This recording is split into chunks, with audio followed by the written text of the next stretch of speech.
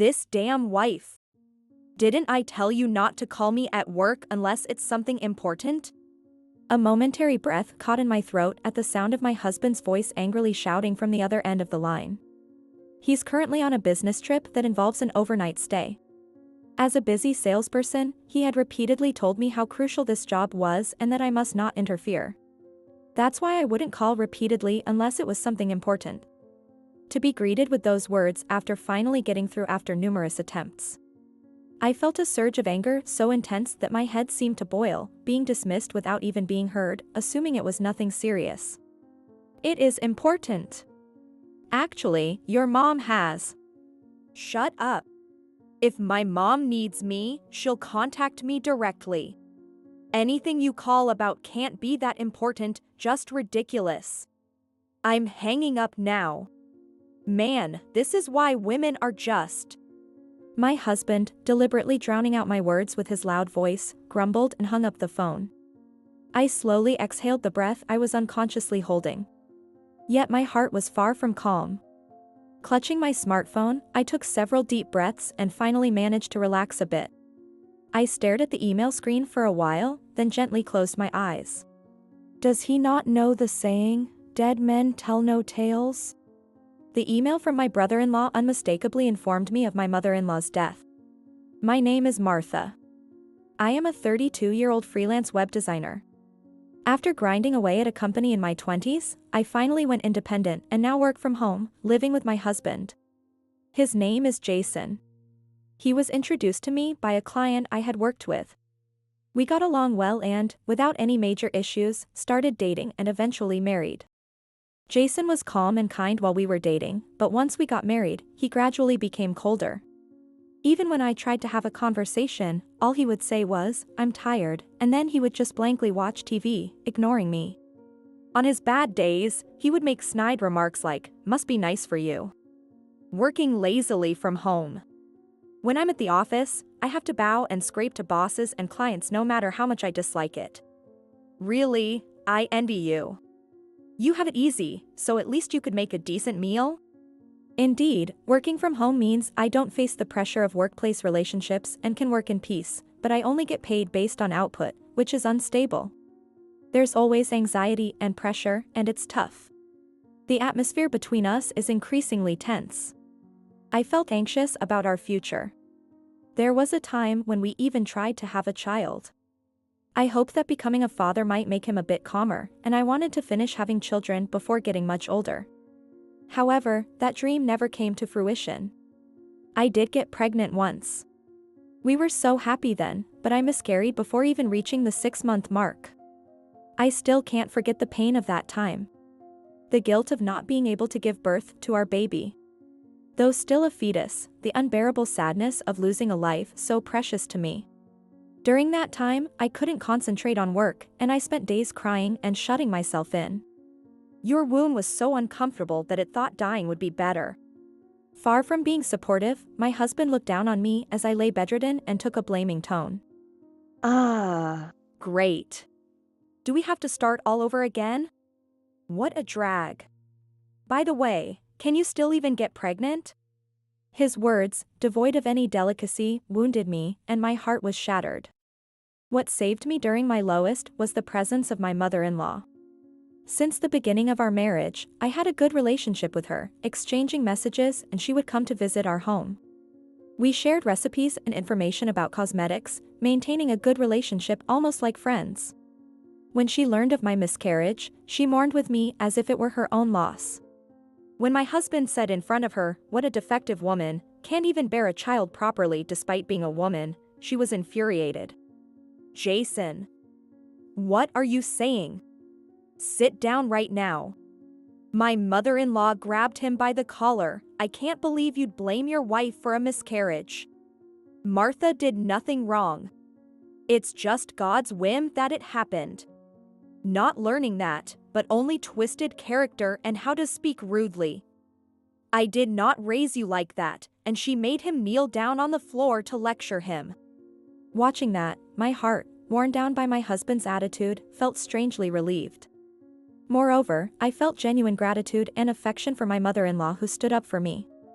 When my husband was not around, she shared that she too had experienced miscarriages. She had lost a baby before getting pregnant with my husband. Indeed, there was a baby here, but I couldn't give birth. I was sad and frustrated, and I blamed myself. Back then, medical science wasn't as advanced, and the causes were not clear. They really said it might be the mother's fault. I was also harshly blamed by my mother-in-law. I really wanted to tell you, it's not your fault. The words of my mother-in-law, holding my hand, were painful, and my chest tightened. I thought many times that if I couldn't bear a child, I might as well die with the baby I lost. My mother-in-law, that's... When I exclaimed that involuntarily, my mother-in-law smiled gently. It's okay. I'm alive now, and I even had Jason and 2 more after him. So, it's going to be all right, you'll surely be able to have the next baby. But I know it's hard now. You can vent to me. We can just talk for a change of pace, that's fine too. My husband has been gone for a few years now, and I have all the time in the world. Just call me anytime. Such warm and loving words made my eyes well up with tears. Before I knew it, I was clinging to my mother-in-law, tears streaming down my face.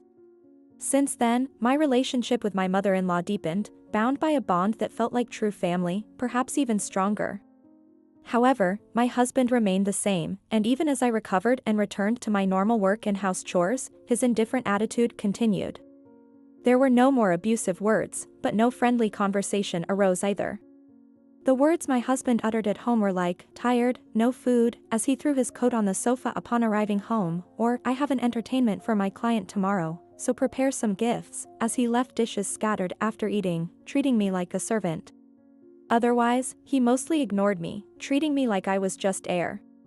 I wondered if there was any meaning in such a cold marriage, but I continued my relationship with my mother-in-law, exchanging messages and occasionally meeting for tea or shopping. Because of our good relationship with my mother-in-law, I was scared to get a divorce and lose that connection. My husband's contributions to the household finances were dwindling. Despite being in sales, he only brought in the minimum for living expenses. You earn too, this should be enough to live on, he said, leaving no room for discussion, unilaterally deciding. It even seemed like an attitude of, since I'm putting money in, don't complain. No signs of his personal belongings or clothes suddenly becoming extravagant. No lipstick on his shirts, no business cards from nightclubs that might suggest an affair. Just busier work, more demanding clients, and increasing business trips and overnight stays. Why doesn't he want to be home that much, and if he treats me like air, why doesn't he initiate a divorce, I wondered. After getting used to a frugal lifestyle and working hard at home and my job, my work began to be recognized more than before, bringing in more jobs. Rates from clients I've worked with before increased, and new projects came one after another through referrals, making me busier, but my work was on track. Naturally, my earnings increased, and if I could keep working like this, I might be able to save some money even with the little my husband contributed. One day, it happened. Another business trip? You just went last week, didn't you? I was surprised that my husband, who had just been on a business trip a few days ago, was going out again for 2 nights and 3 days. It seemed too frequent. Business trips might be expected in sales, but I hadn't heard that he had changed departments since we married. Such a sudden and significant change in circumstances seemed unnatural. That's what I said. I've got these demanding clients who keep calling me out to the regions. Unlike you, who just clicks around on the internet, I earn my keep on the road. With that, he threw an empty suitcase in front of me, indicating I should get ready. Why do I have to endure this? That thought crushed my chest as I just silently looked down at the suitcase. Without any concern for me, my husband freely had his meal and bath and then went to sleep. Even as I approached the bed, he was snoring loudly, showing no signs of waking. His smartphone was in front of me. If I used his fingerprint, I could easily peek inside. But if I find definitive proof there, it would definitely lead to a divorce. Then I would have to explain it to my mother-in-law. If I were to divorce, I couldn't imagine maintaining the same kind of relationship as before. But perhaps, if I confided in my mother-in-law, she might scold her son instead of blaming me and continue our relationship not just as in-laws, but as friends. As I reached to bring my husband's smartphone closer, the screen suddenly lit up. A notification from the messaging app displayed prominently, showing a name that was clearly female. Looking forward to our weekend getaway. Last week was shopping, so let's relax and cuddle at the spa this time. Strangely, I felt no anger. Rather, I was almost pleased to have found evidence that could lead to a claim for damages against my husband and this woman. Seeing him deep in sleep from drinking, I took the chance to unlock his smartphone, launch the messaging app, and quickly took photos of the screen with my own phone, scrolling slowly. I captured all the message exchanges from when their affair likely started, recording it all in a video. There were photos taken on the bed in the nude, and I struggled to keep my hands from trembling. I then scrutinized whether his overnight stays were truly for business or for meeting this woman. It turned out not all were lies. Occasionally, he really was on business trips. Gathering evidence was eerily easy, as if he wasn't even trying to hide his affair, which made my head spin. Even the next morning, my husband showed no sign of feeling anything was amiss. He sat down as usual, waiting for breakfast, complained about the seasoning, belittled my job, and grumbled about how hard his own life was. Even as I watched him leave through the front door, my heart remained oddly calm. I wondered if I should start looking for a lawyer. Perhaps because I stopped talking, my husband seemed in a slightly better mood. That weekend, he unusually said, "I'm leaving," before leaving on what he called a business trip, but was actually an affair getaway. While tidying up around the house, I debated whether to go shopping for dinner. That's when I received a call from an unexpected person. My husband has a brother and a sister. It was his brother on the line. My brother-in-law is married too, but I heard they were living with his parents to save for their own home. "Hello?" I answered the phone and heard his voice, more somber than when I last saw him. "Martha, I'm sorry to call suddenly. The thing is, my mother has passed away suddenly." What? No! It must be some mistake. I cried out, almost screaming. Images of my mother-in-law, the times we spent together, flashed through my mind. Her smile during our tea times. Her serious face when giving me advice. And the warm expressions when she supported me through my miscarriage. The sudden news of her departure from this world struck me with a pain like a knife to the heart. It's true. She collapsed suddenly this morning, and we called an ambulance, but she passed away. Is my brother there? I can't seem to reach him. I hesitated for a moment. The impulse to spill everything to my brother-in-law was strong, but now was not the time. It wasn't the right moment to tell him everything. "I'm sorry, he's not here right now. He's on a business trip. I think it's hard for you too. Shall I speak to him?" "Thank you, could you? Honestly, there's so much to do, I can't even manage to make calls." After that, I once again expressed my condolences to my brother-in-law, told him I'd help if needed, and then ended the call. Then I tried to contact my husband. Amid the throbbing pain of grief for the mother-in-law I had been close to, I grew anxious as my husband did not answer his phone. After more than 10 attempts, he finally answered, sounding clearly annoyed. "Hello? I finally got you. Actually, about your mom." As I started to speak, my husband cut off my voice, saying, "What? Mom, what? Didn't I tell you I'm on a business trip? Don't call me with nonsense." My breath stopped for a moment. My husband was irate, receiving a call from his wife in the middle of his affair getaway. Knowing this only fueled my rage. "Come home right now. Your mother this morning." "Shut up." Perhaps my firm tone irked him as he yelled, cutting me off. "If it was really important, my mom would have contacted me directly. If not, it can't be that serious. I'm at work, don't call me, you shut in." With that, he ranted in a harsh tone and unilaterally ended the call. I stood there, phone in hand, trembling, shocked and bewildered. He wouldn't even listen. It was about his own mother. After repeated attempts to call, I either received a notification that his phone was off or out of service. It was hopeless. I took a deep breath. If he didn't want to speak to me that badly, if he told me not to call, I would comply. After all, he was the one who had said it, he had no right to complain later. And so, I left a note on the dining room table that read, "I'm going to your parents' house," quickly packed my bags, and left home. By the time I arrived at my in-laws, it was already evening. Amid the hustle and bustle, my brother-in-law and sister-in-law greeted me. On the living room table, a list of family duties and scattered documents lay. "I'm sorry. There's still so much to do, so many people to contact. We haven't finished cleaning up yet." "No, I'm sorry for coming alone at such a time." "Is he coming later then?" My brother-in-law, assuming we'd arrived together, furrowed his brow in confusion at seeing me alone. My sister-in-law also looked outside, checking for my husband's car, making me feel guilty. With resolve, I shared the phone conversation I had with my husband just hours earlier. A painful silence fell before my sister-in-law spoke first. "That idiot. I can't believe it. What is he thinking?"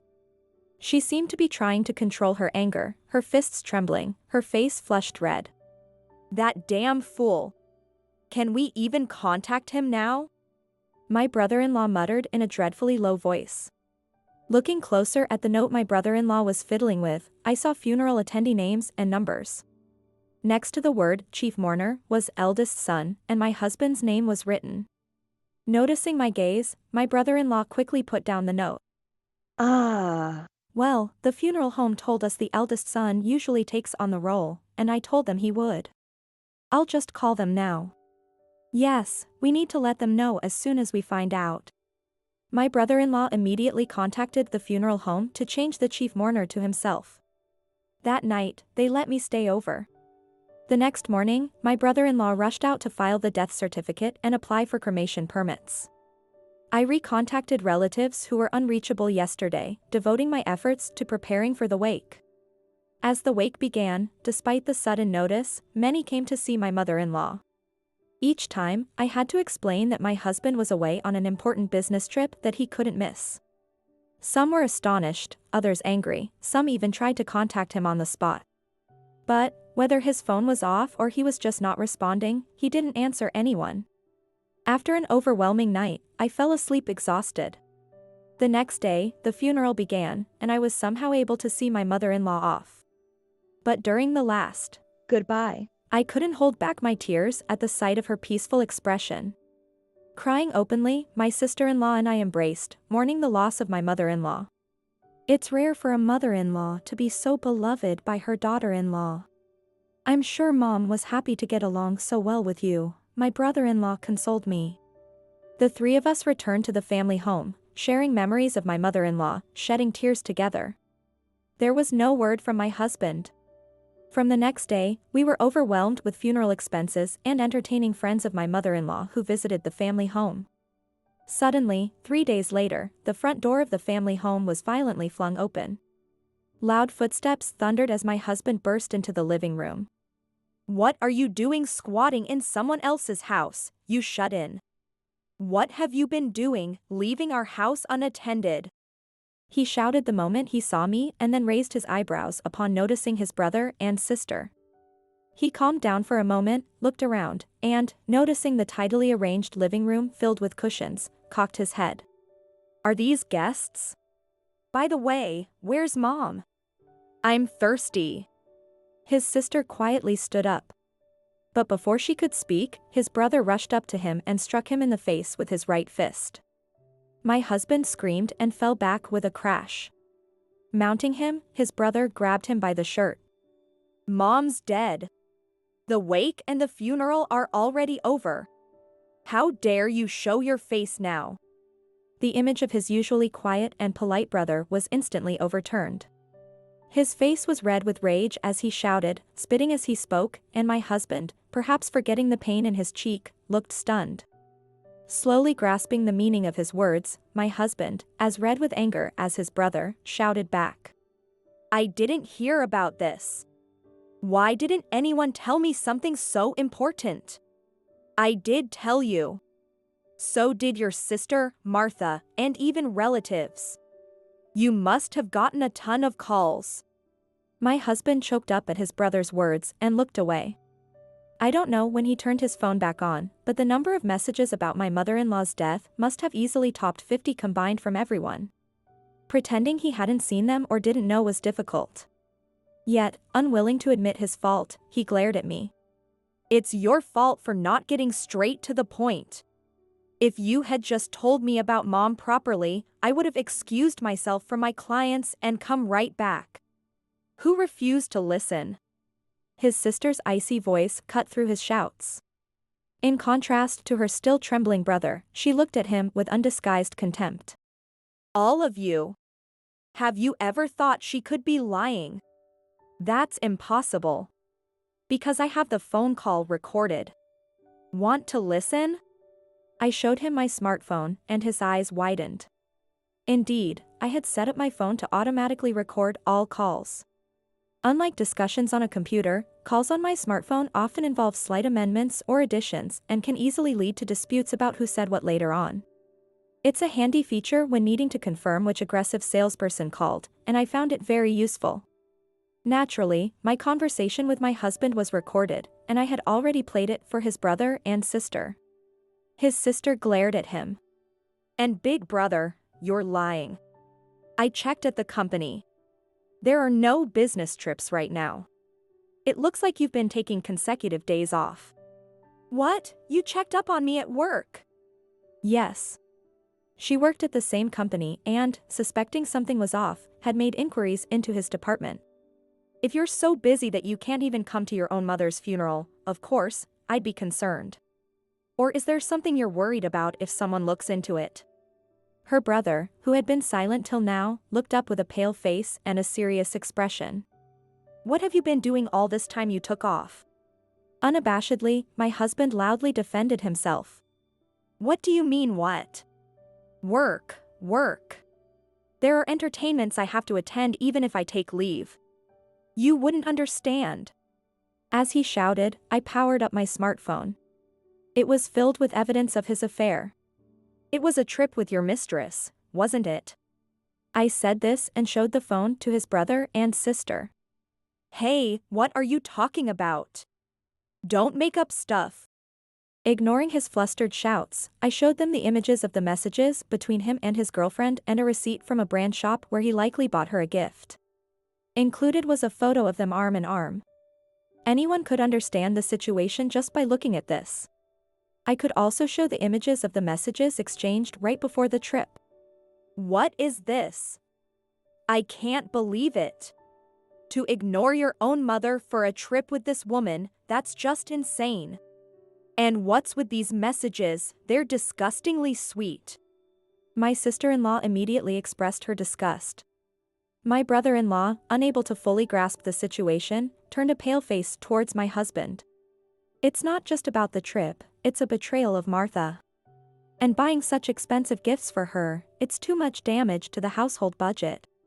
For my brother-in-law, who was currently trying hard to save money, the financial issue was particularly serious. It was unforgivable for him that my husband had been contributing hardly any money to the house and instead had been squandering it on his mistress. Wait a minute, what are you looking at? Enraged, my husband tried to snatch the smartphone from us. After seeing the content, he erupted, "When did you get this? Did you sneak a look at my messages with her, huh?" He advanced as if about to grab me. My brother-in-law managed to restrain my husband's hand as he roughly grabbed at my clothes before he furiously threw my smartphone to the floor. The loud thud painfully echoed in the tense room. I didn't want to do this. But you were obviously suspicious. Always on business trips, rarely at home, hardly contributing money to the house. Always harsh with no regard for me. I just knew something was up.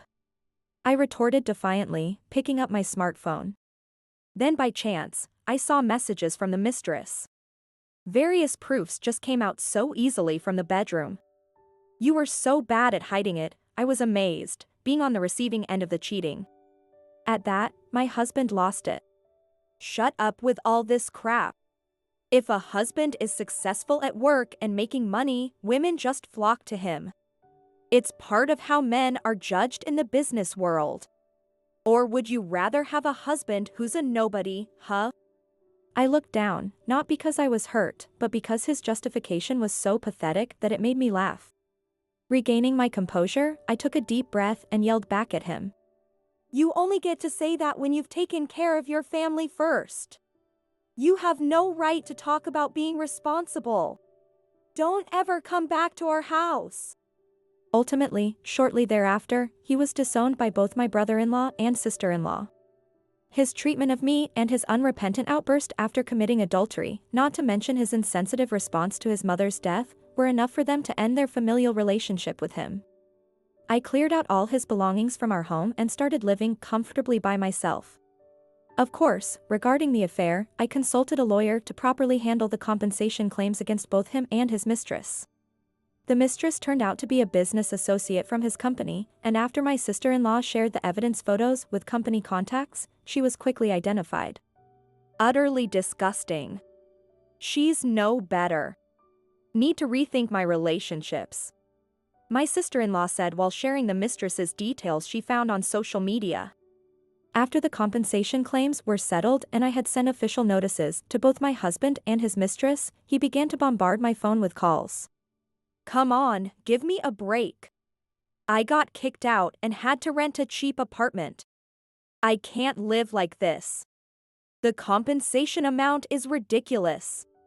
You just snooped around me, right? It's not like I'm the only one at fault. Amazed by his lack of understanding of his own misdeeds, I blocked his number. A few days later, he started showing up at my house. When I opened the door, there he was, looking significantly unkempt compared to before.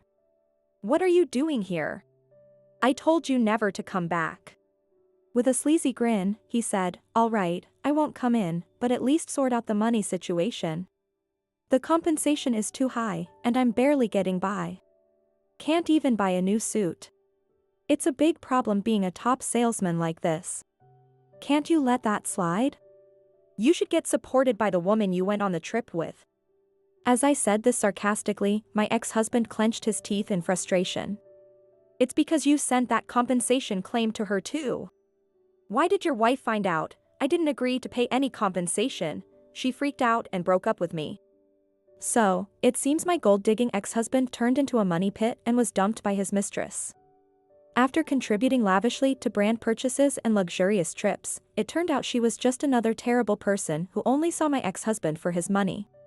Ah, I see. But you're a respected person, working in a corporate environment unlike me, right? Then you should be able to take care of yourself. Goodbye. With that, I closed the door with a bang, and soon after, an order was placed preventing him from approaching me. My ex-husband, who had squandered his earnings on his mistress and frivolities and dumped all household responsibilities on me, was now struggling with basic housekeeping in his new apartment life. The unkempt appearance he had when he came to my house was a clear sign of his inability to cope. Not fit for sales anymore, and unable to cook, he resorted to junk food which affected his health, and eventually, he was fired from his job a few months later. This news came from my sister-in-law, who worked at the same company. Finding a decent new job was out of the question for him, and all attempts at securing a full-time position failed. However, he needed to sort out his life and pay the compensation. A few months later, my sister-in-law told me she saw him doing a traffic control part-time job, looking quite ill on a road she used during a business trip. After treating people condescendingly and living recklessly, he ended up stuck in a low-paying job with no freedom. And his mistress, unable to pay the compensation on her own, had her parents cover it, but they were furious about her luxurious affair with a married man and forced her to repay them. She was now banned from shopping and traveling, living under strict parental supervision in an unwanted job, burdened with stress every day. After settling in with my savings and the compensation, I quickly moved to a new apartment. The condo I had shared with my ex-husband brought back unpleasant memories, and I wanted to leave as soon as possible. Work continued to increase, and with multiple clients trusting me, I was successfully building my track record. I was thriving in my independent life, focusing on my job. A fresh start, and I began a new life. A few months later, I started dating a man I met at a cafe in my new town. He worked in corporate planning at a major company and greatly respected and was interested in my work as a web designer. I was drawn to his calm, logical, and composed nature. Surely, he would never be as blatantly deceitful or betray his family as my ex-husband had. Years later, I married him, and we were blessed with children. This time, without any dangers, our baby grew healthily. My new husband was very caring during my pregnancy, which helped a lot. Now, we are both eagerly preparing for the birth of our child, progressing with work and preparations for delivery. A gentle husband and another family member on the way, a peaceful, loving home awaits me.